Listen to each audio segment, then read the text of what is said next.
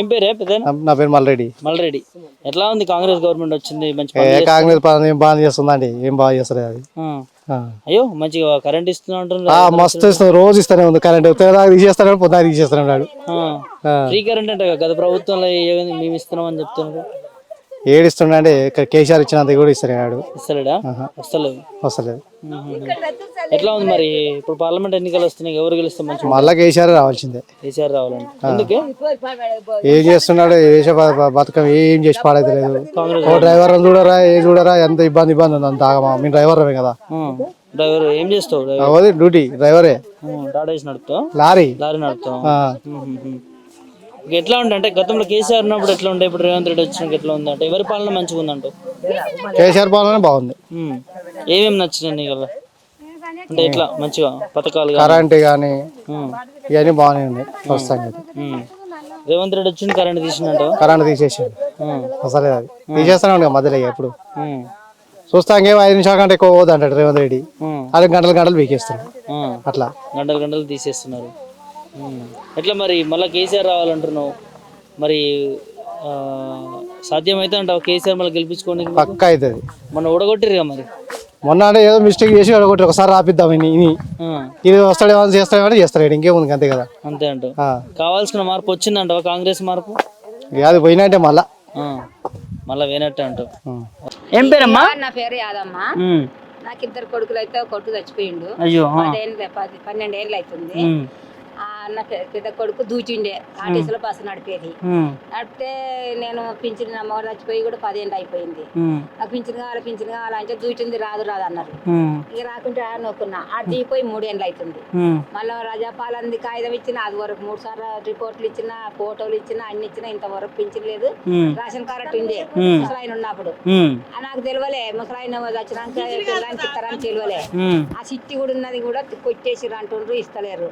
Pension లేదు, అది లేదు, ఏది లేదు. అయ్యా నాకు బాధ ఉంది, నేను దగ్గరికి అవుతున్నాము. ఆ గవర్నమెంట్ సొమ్మే ఎరకలేదు నాకు. మొన్న ప్రజాపాలన అప్లై చేసుకున్నాక ఏమన్నారు?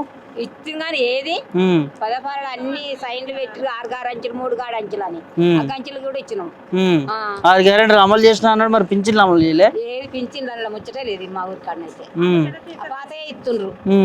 గయ్య 2000 ఇస్తురా? గయ్య 2000 ఇస్తున్నారు మందికి, ముసలి ముట్టలకు. ఈడున్న వాళ్ళకి ఎవరికి లేదు, ఒక్కదానికి.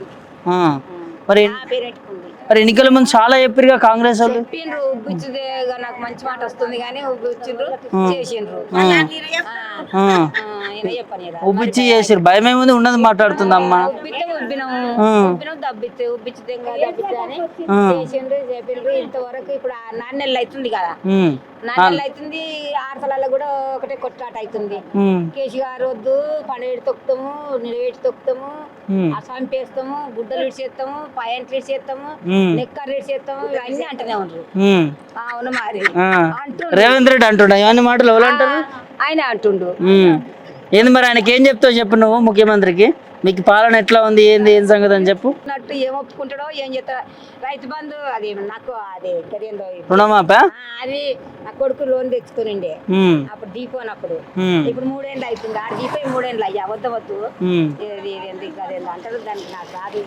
పింఛన్ చేయబట్టికే, రేషన్ కార్డు చేయబట్టికే, ముసలి వచ్చిపోయి, కొడుకు వచ్చిపోయి పీకర్ ఉంది. నాకు బాధ ఉంది. నాకు వస్తుంది, ఒకటి వస్తలేదు. కానీ ఆ కేసీఆర్ అన్ని చేసేది కానీ న్యాయం కాదు జనాలకు. కేసీఆర్ అన్ని చేసిండా? ఏం చేసిండు కేసీఆర్? అన్ని చేసిండు. చెత్త బుట్లు కూడా ఇచ్చే న్యాయం ఉన్నది.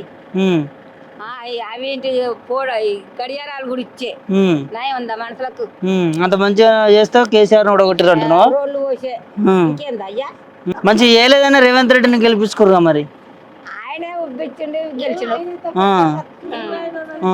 అన్ని తీర్లు చేస్తా అన్నాడు, అందరం ఉబ్బినాం అయ్యా. ఏం పేరే? కాటపల్లి బచ్చయ్య. ఏం చేస్తుంటావు? వ్యవసాయమే తాళ్ళు. ఎట్లుందా మరి ఈసారి వడ్ల రేట్ ఎట్లా కొంటా ఉన్నారు ప్రభుత్వం? 500 బోనస్ ఇస్తా ఉందా? సార్ వాగ్దానాలు అయితే చేసిర్రు. ఇప్పుడైతే ఆ వాగ్దానాలు చేసిందంటే 1-2 నెరవేర్చినట్టు అనిపిస్తుంది మాకు. ఏది బస్ ఛార్జ్ ఒకటి, ఆడోళ్ళకి ఒకటి న్యాయం చేసి. ఇక కరెంటు బిల్ అంటే మాపే అవుతుంది. మాపి అయింది. ఇప్పుడు రైతు బంధు అంటే అది కూడా అది రేషన్ తెల్ల కార్డు ఉన్న వాళ్ళకే అయింది. కొందరికి చాలా మంది కూడా కాలేదు. తెల్ల కార్డు ఉన్న కూడా రైతులకు ఎట్లా ఉంది ఇప్పుడు ఒడ్ల కొనే విషయం? వడ్లు అంటే పాత రేటే ఇచ్చారు కదా సార్, కొత్త రేట్ ఏం పెంచలే కదా. పాత రేటే కానీ బోనస్ ఇస్తారంటే క్వింటల్ కాకనా, కానీ ఇప్పుడు బోనస్ ఇంతవరకు ఇవ్వలేదు. రుణమాఫీ చేస్తానంటే రుణమాఫీ కాలేదు. చేస్తారంటే ఆగస్టు 15 ఆగస్టు 15 అంటుండు. ఇప్పుడు ఎందుకు ప్రమాణం చేసి చెప్తా. ఆయన దేవుళ్ళ మీద ప్రమాణం చేసి గట్టిగా చెప్తాడు ఎంపీ ఎలక్షన్లు అయిపోయాక. అప్పుడేమో నేను రాగానే గెలుస్తా, గెలవంగానే మాఫ్ చేస్తా, మళ్ళీ తెచ్చుకోరు అన్నాడు.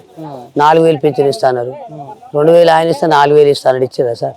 ఇయ్యడా ఆయన తోను కాదు, వాగ్దానాలు చెప్పుడే. వాగ్దానాలు చెప్తాడు. ఎందుకంటే ఇప్పుడు ఎంపీ ఎలక్షన్లు ఉన్నాయి కాబట్టి ఆ మాత్రం చెప్తున్నాడు, కానీ ఎంపీ ఎలక్షన్లు అయిపోయినాక అది కూడా మర్చిపోతాడు. మరి నమ్ముతున్నారా మీ రైతులు? మేము నమ్ముతారంటే ఇష్టము అంటే ఒక్కొక్క రాజకీయాలు ఒక్కొక్క వాళ్ళ బాధలు పడుతుర్రు. రైతుల బాధ రైతు పడుతుర్రు. కరెంటు కూడా కోత అయితేనే ఉంది ఇప్పటి వరకు. 24 గంటలు కరెంట్ ఇచ్చినామని చెప్తున్నారు. 24 గంటలు కరెంటు ఆయన ఇచ్చింది కదా సార్, కేసీఆర్ ఇచ్చిన కరెంటే ఇప్పటిదాకా. వాళ్ళు మధ్యలో ఇంకా కట్ చేస్తూనే ఉండేది, కానీ అప్పట్లేకనే కాదు. నీళ్ళ విషయంలో కూడా ఎట్లా ఉంది ప్రభుత్వం? నీళ్ళు అంటే సార్ మాకు మోసినది దగ్గర ఉంది, మాకు పంటలు అయితే పారినాయి. ఇంకా చాలా విడారు ఉన్న వాళ్ళు అయితే చాలా ఎండిపోయినాయి, పంటలు ఎండిపోయినాయి, చాలా ఘోరంగానే ఉండాలి. కానీ మాకు జర మోసినది దగ్గర ఉంది కాబట్టి మాది అటు ఇటు, మా గ్రామం అయితే జర అటు ఇటు బయటపడ్డాం. పింఛన్ ఇట్లా వస్తుందా? పింఛన్ వస్తలేదు సార్, ఇంకా కొంతమంది వచ్చే ప్రభుత్వంలోకి వస్తుంది కానీ కొత్త పింఛన్లు ఏం లేవు. 4,000 ఇస్తాను మరి ఇప్పటివరకు దానిపై మాట్లాడతలేరు. మరి ఏం చెప్తారు అధికారులు? మేము ఇస్తాం అంటున్నాము, ఇస్తాం అన్ని ఒకసారి అయితే అనే దాని మీద మాట్లాడుతున్నారు అంతే తప్ప ఆయన గెలవంగానే ఇస్తాడు. 90 రోజులు అన్నాడు, 90 రోజులు అయిపోయింది, 100 రోజులు అయిపోయింది, 100 రోజులు అయిపోయింది. ఇక మాకైతే నమ్మకం అయితే లేదు సార్ ఇస్తాడని.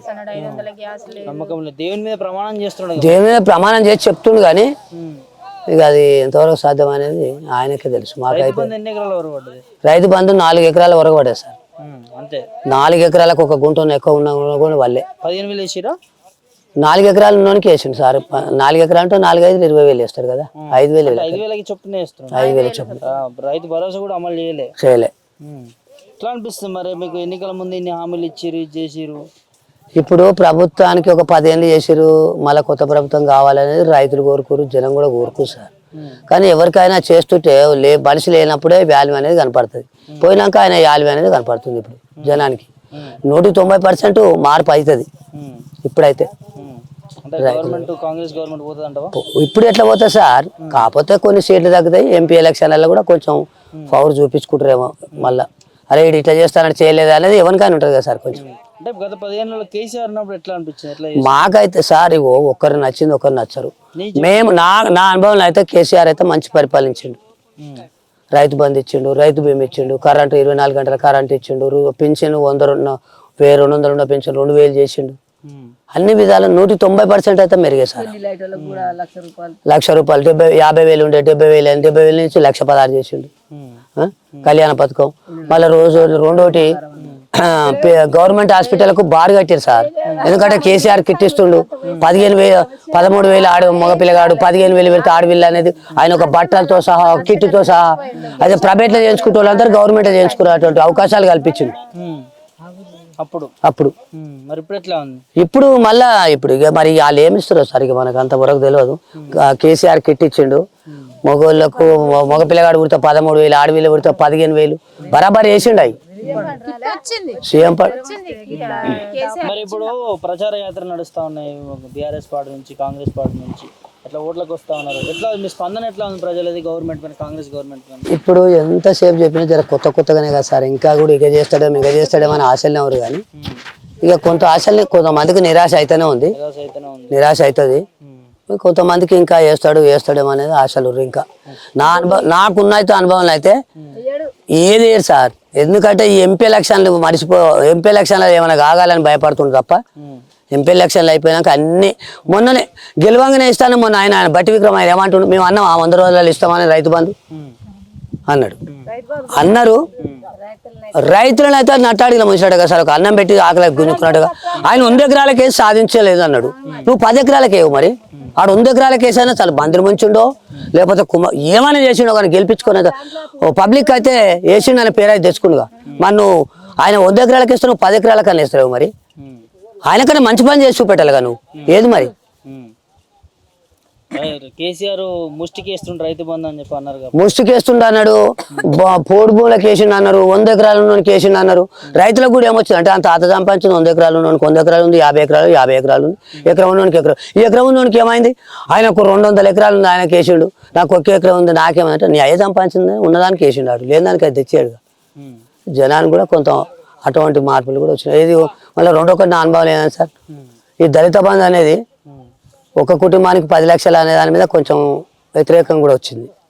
అరే ఆ 10 లక్షలు 10 మందికి ఇస్తే అయ్యేది ఒకరికే ఇస్తాడా అనేది కొంతమంది రైతులు, ఏది దళిత బంధు వచ్చిన వాళ్ళు అట్లా కొంత ఇట్లా కొంత చేసారు. ఎట్లా వస్తారు ఇప్పుడు మీకు వడ్ల సీజన్ వచ్చింది, ఇప్పుడు ఐకేపీ సెంటర్లలో అంటే గత ప్రభుత్వం పెట్టిన రేటుతోనే కొంటా ఉన్నారు తప్ప ఈ ప్రభుత్వం కట్టించారు సార్. ఇప్పుడు ఈయన బోనస్ ఇచ్చి అప్పుడు అరే గత ప్రభుత్వాన్ని కట్టి ఈయన మంచి చేసిన అనేది మేము అనుకుంటాం. కానీ ఇప్పటికైతే ఆయన చేసినటువంటి సంతనే కదా సార్, అది ఆయన చేసినటువంటిదే కదా. ఈయన వచ్చి కొత్తగా ఏం పెట్టలేగా. ఇప్పుడు మాకు కరెంట్ ఆయన ఇచ్చిందే ఉంది, పింఛన్ ఆయన ఇచ్చిందే ఉంది. ఇప్పుడు ఆయన ఇచ్చిన దాంట్లో వీళ్ళు ఏం చేసారు, ఒక రైతు చచ్చిపోతే డబ్బులు ఏమి ఇవ్వలే, 5 లక్షలు మొన్న వాళ్ళు చచ్చిపోతే మాకు ఇవ్వలే. ఇప్పుడు 5 ఎకరాలు ఉన్న దాకా కూడా ఇవ్వలే, 4 ఎకరాలకు వేసాడు. అదైతే పోయినట్టే కదా సార్ ఫండ్స్. దళిత ఇప్పుడు రైతు ఇది పోయినట్టేగా మాకు. ఇక ఆయన 4 ఎకరాల వరకు అది 3 విడతలు వేసిండు. ఎకరం ఫస్ట్ వేసిండు, 2 ఎకరాలు వేసిండు, 3 ఎకరాలు వేసిండు. లాస్ట్కు బలవంతంగా 4 ఎకరాల వరకు పడ్డాయంట. ఏం చెప్తారు మీరు రైతులందరూ ఉన్న మేమే ఉన్న ప్రభుత్వం కాదు, మళ్ళీ కేసీఆర్నే తెచ్చుకోవాలనేది అయితే మా అభిప్రాయం. ఏమన్నా కానీ కాకపోతే ఇంకా ఆయన 5 ఏళ్ళు వెళ్తాడేమో కానీ, ఏళ్తాడో ఏలడో దేవుడు ఎరుగు. కానీ ఇప్పుడు ఎందుకంటే గెలిచిండు కదా, విశ్వాస తీర్మానం పెట్టాం కానీ ఆయనకు సీట్లు బరాబరి ఉన్నాయి. కేసీఆర్ రావాలంటున్నారు, ఒకవైపు అధికార పార్టీ నుంచి కేసీఆర్ పని అయిపోయింది, బీఆర్ఎస్ పార్టీ పని. ఇవాళ మస్తు ఇగో సార్, ఒకరి నిర్ణయం ఒక తీరు ఉండదు, ఒకరికి ఇప్పుడు ఇక్కడ 10 మంది మనం 10 మంది ఏమనుకుంటాం సార్, మంచి చేసి బాగా 190% సార్. నేను 63 సంవత్సరాలు ఉన్నా, అన్ని రాజకీయాలు చూసినా కానీ కేసీఆర్ రాజకీయం అయితే నాకు 190% నచ్చింది సార్. మాకు 24 గంటల కరెంట్ ఇచ్చిండు, 200 పెన్షన్ 2000 చేసిండు, రైతు బంధు వేసిండు, రైతు బీమా ఇచ్చిండు, కళ్యాణ పథకం ఇచ్చిండు, అన్ని చేసిండు సార్ 190%. మళ్ళీ కేసీఆర్ రావాలంటారు రాష్ట్రానికి. కేసీఆర్ వస్తేనే కళ అనేది ఉంటుంది సార్.